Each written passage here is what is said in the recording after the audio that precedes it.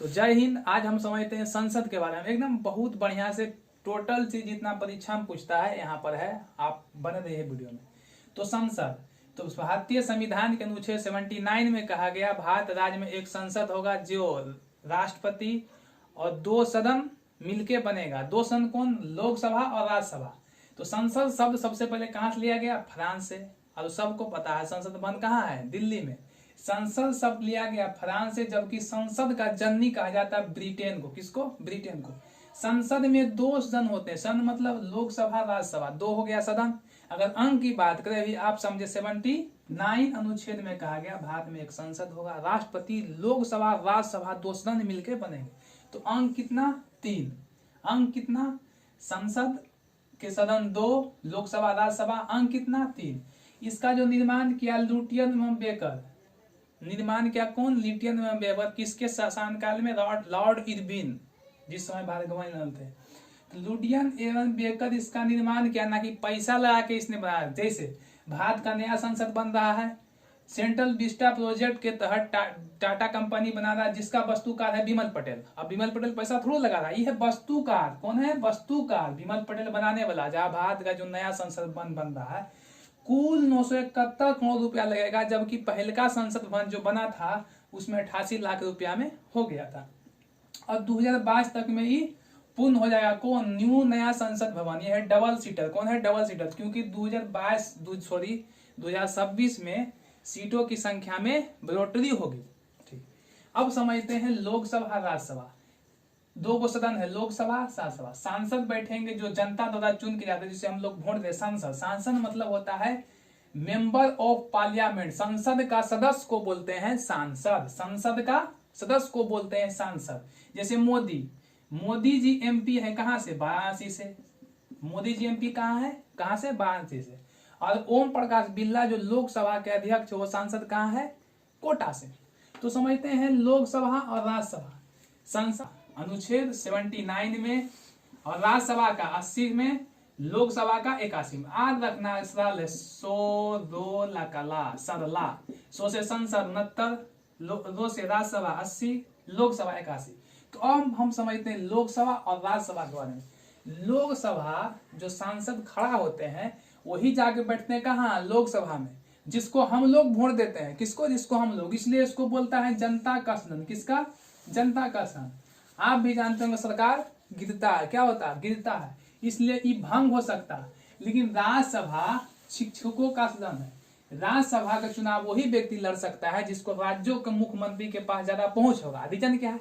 क्योंकि इसमें जो वोट करता है राज्यसभा के सदस्य में, वो करता है विधानसभा के निर्वाचित सदस्य। कौन? विधानसभा के निर्वाचित सदस्य इसको वोट करते हैं, इसलिए इसको बोलते हैं शिक्षितों का सदन।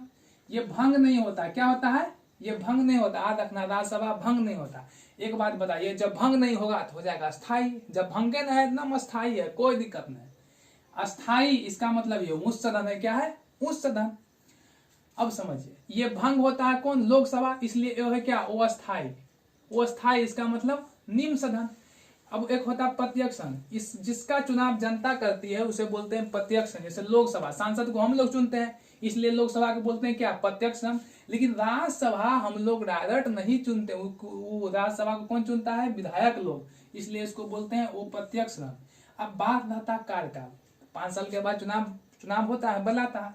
लेकिन राज्यसभा का कार्यकाल क्या है? अनंत। राज्यसभा कभी भंगे नहीं होता, इसका कार्यकाल क्या रहेगा? अनंत। राज्यसभा का बात बोल रहे हैं, इसका सदस्य का नहीं। किसका? आज रखना, राज्यसभा का बात बोल रहे हैं, इसका सदस्य का नहीं।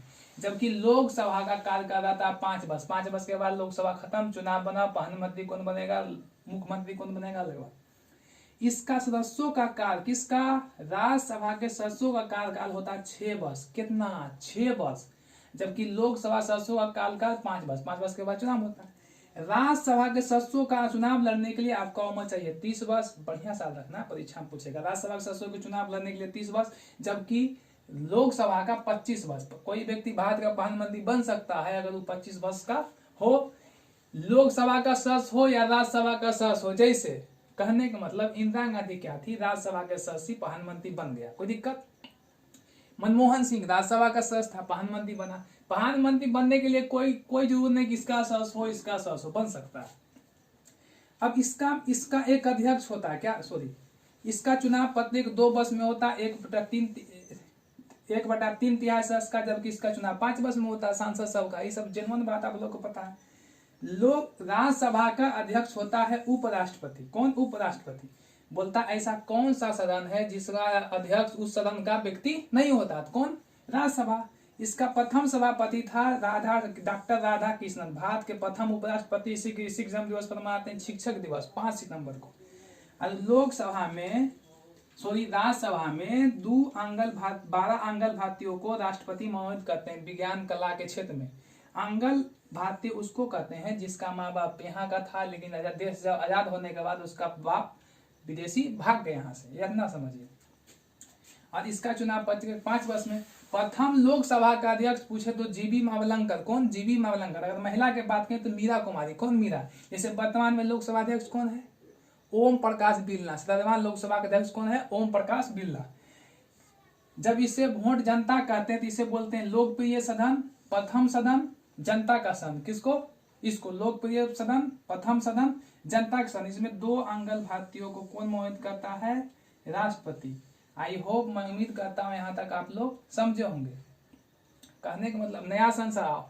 अब कहने का मतलब एक बात भूल गए। संसद भवन में एक बीच में हॉल होता है जिसे हम लोग बोलते हैं सेंट्रल हॉल। क्या बोलते हैं? Central hall. तो पूछेगा संविधान कहाँ लिखा गया था? सेंट्रल हॉल में।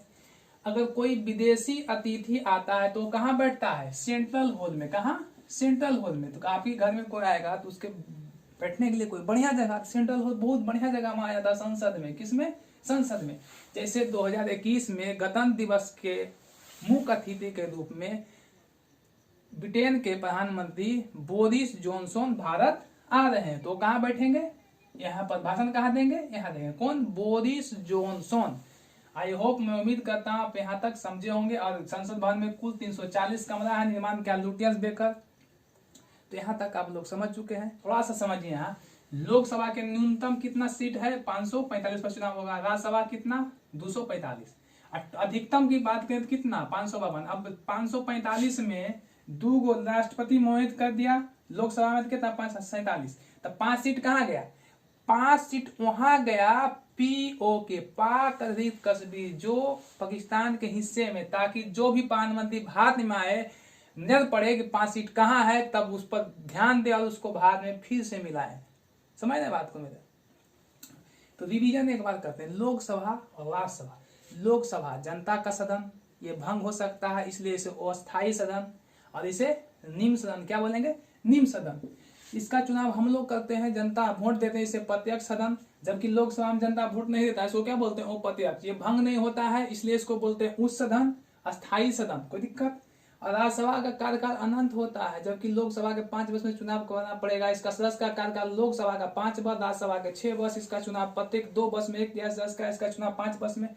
लोकसभा सदस्य बनने के लिए 25 साल, प्रधानमंत्री बनने के लिए 25 साल, राज्यसभा सदस्य बनने के लिए 30 साल।